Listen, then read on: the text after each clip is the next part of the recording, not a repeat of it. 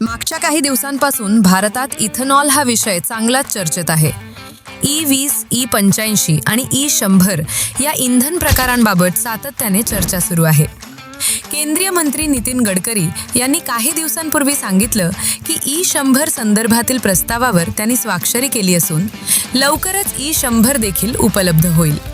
यामुळे अनेकांच्या मनात प्रश्न निर्माण झाले आहेत. सध्या आपण E20 वापरतो, पण E85 नेमकं कुठपर्यंत आलं आहे?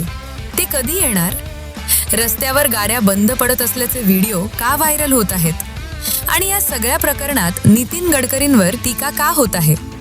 त्यांच्यावर कॉन्फ्लिक्ट ऑफ इंटरेस्टचे आरोप का केले जात आहेत? ब्राझीलमध्ये E100 पर्यंतचा प्रवास यशस्वी झाला आहे. मग भारतातही त्याच मॉडेलची चर्चा का होते?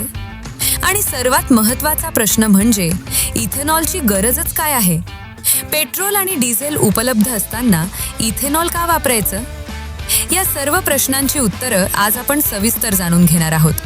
सर्वप्रथम समजून घेऊया की E20, E85 किंवा E100 म्हणजे नेमकं काय. या संज्ञांमध्ये E म्हणजे इथेनॉल आणि त्यानंतरचा आकडा म्हणजे इंधनामधील इथेनॉलचं प्रमाण.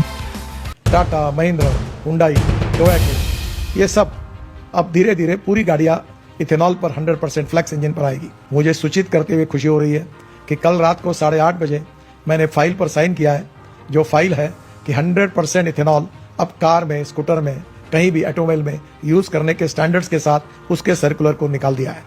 मुझे बताते हुए खुशी हो रही है कि हमारी 5 मोटरसाइकिल में से 3 मोटरसाइकिल हीरो की है. उन्होंने मेरी और पेट्रोलियम मंत्री हमारे पुरी साहब के साथ उन्होंने 2 मोटरसाइकिल लॉन्च की है जो फ्लेक्स इंजन है, जो आइदर पेट्रोल और इथेनॉल दोनों पे चल सकता है. मारुति सुजुकी ने अपनी वैगनआर ये भी 100% इथेनॉल पर लॉन्च की है. मेरे पास जो इनोवा गाड़ी है वो चलते चलते 60% बिजली तैयार करती है, 100% इथेनॉल पर है. और पेट्रोल की एवरेज में तुलना करेंगे तो पेट्रोल का रेट 25 रुपये लीटर आता है. Import substitute, cost effective, pollution free और इंडिजिनस. E20 मध्ये 20% इथेनॉल आणि 80% पेट्रोल असतं. E85 मध्ये 85% इथेनॉल आणि 15% पेट्रोल असतं. E100 म्हणजे 100% इथेनॉल. इथेनॉल हा ऊस, मका, तांदळाचा भुसा अशा कृषी उत्पादनांपासून तयार होणारा ज्वलनशील पदार्थ आहे. त्यामुळे तो पेट्रोलमध्ये मिसळून वाहनांमध्ये वापरला जाऊ शकतो. पण प्रश्न असा पडतो की पेट्रोल असताना इथेनॉलची गरज काय? याचं मुख्य कारण म्हणजे भारताची परदेशातून आयात होणाऱ्या कच्च्या तेलावर असलेली मोठी निर्भरता. भारत सुमारे 85% कच्चं तेल आयात करतो. त्यामुळे मोठ्या प्रमाणात डॉलरमध्ये खर्च करावा लागतो. हा खर्च कमी करण्यासाठी इथेनॉलसारखा पर्याय पुढे आणला गेला. सुरुवातीला पेट्रोलमध्ये 1.5% इथेनॉल मिसळलं जात होतं. नंतर ते वाढवत E10 आणि आता E20 पर्यंत आणलं गेलं आहे.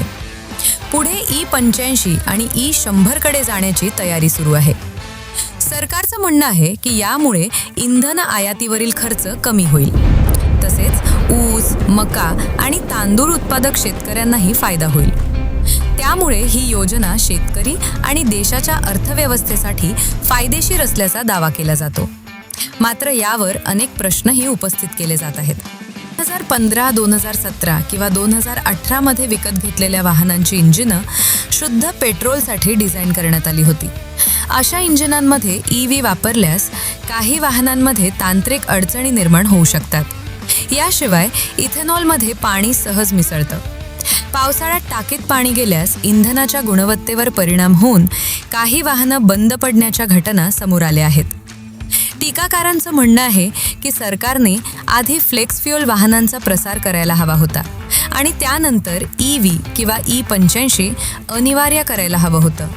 पण भारतात आधी इंधन धोरण बदललं आणि नंतर वाहन उद्योगाला त्यानुसार जुळवून घ्यावं लागत आहे. याच संदर्भात ब्राझीलील मॉडेल चर्चेत येतं. ब्राझीलने सर्वप्रथम फ्लेक्स फ्युएल वाहनं विकसित केली, जी EV पासून E100 पर्यंत कोणतंही इंधन वापरू शकतात. त्यानंतर टप्प्याटप्प्याने इथेनॉलचं प्रमाण वाढवलं. त्यामुळे तिथे वाहनांवर फारसा नकारात्मक परिणाम झाला नाही. आणखी एक मुद्दा म्हणजे मायलेज. इथेनॉलची उष्मांक क्षमता पेट्रोलपेक्षा कमी असल्याने काही वाहनांमध्ये मायलेज कमी होण्याची शक्यता तज्ज्ञांनी व्यक्त केली आहे. याच दरम्यान नितीन गडकरींवर कॉन्फ्लिक्ट ऑफ इंटरेस्टचे आरोपही होत आहेत. टीकाकारांचा दावा आहे की त्यांच्या कुटुंबाशी संबंधित काही उद्योग इथेनॉल उत्पादनाशी संबंधित आहेत.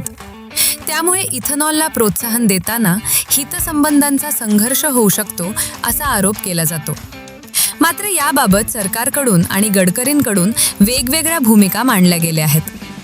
नितीन गडकरी यांचं म्हणणं आहे की इथेनॉल विरोधातील अनेक दावे चुकीचे आहेत आणि काही हितसंबंधी गट या मोहिमेला बदनाम करण्याचा प्रयत्न करत आहेत. एकंदरीत इथेनॉलमुळे देशाचं आयातीवरील अवलंबित्व कमी होऊ शकतं आणि शेतकऱ्यांनाही फायदा होऊ शकतो.